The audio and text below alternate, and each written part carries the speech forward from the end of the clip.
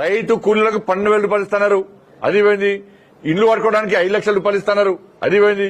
విద్యార్థి భరోసా కార్డు ఇస్తున్నారు, అది ఇవ్వలేదు 5 లక్షల రూపాయలు. 4,000 రూపాయలు ఆసరా పెన్షన్ అన్నారు, అది ఇస్తలేరు. ఫీజు రియంబర్స్మెంట్ ఇస్తలేరు. 7,500 కోట్ల రూపాయలు ఫీజు రియంబర్స్మెంట్ ఇవ్వకపోతే ఇవాళ యాజమాన్యాలు పాఠశాల నడపలేని పరిస్థితి, ఇండ్ల కిరాయిలు కట్టలేని పరిస్థితి, బిచ్చబతికి అయిపోయింది. వాళ్ళది అడుక్కునే పరిస్థితి వచ్చింది, అప్పుల పాలయ్యారు. బ్యాంక్ వాళ్ళు లోన్ల కోసం తిరుగుతున్నారు యాజమాన్యాల దగ్గరికి. వీళ్ళు కట్టలేని పరిస్థితుల్లో అయోమయంలో ఉన్నారు. విద్యార్థులకు సర్టిఫికేట్ ఇవ్వకుంటే వాళ్ళు బాధపడుతున్నారు. ఫీజు రియంబర్స్మెంట్ ఇవ్వండి ఇన్స్టాల్మెంట్కి ఇస్తా అన్నారు, అది కూడా లేదు.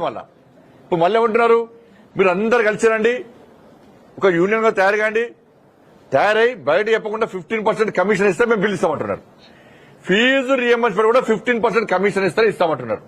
లేకుంటే 15% కమిషన్ ఇవ్వకుంటే ఇన్స్టాల్మెంట్లకు ఇస్తామంటారు, అది ఇస్తారయ్యా గ్యారెంటీ లేదు. ఆరోగ్యశ్రీ పైసలు లేవు. ఇక రాబోయే రోజుల్లో జీతాలు ఇచ్చే పరిస్థితి కూడా లేదు. కాబట్టి ఇవి అన్నిటికీ పరిష్కారం శాసన మండలిలో కొట్లాడే పార్టీ. ఇలా కొట్లాడింది భారతీయ జనతా పార్టీ. అందుకే ఎన్నికలు నమ్మక ద్రోహానికి పోరాటాలకు మధ్య జరుగుతున్న ఎన్నికలు. ఈ ప్రభుత్వం దోసుకోవడమే పనిగా పెట్టుకున్నది.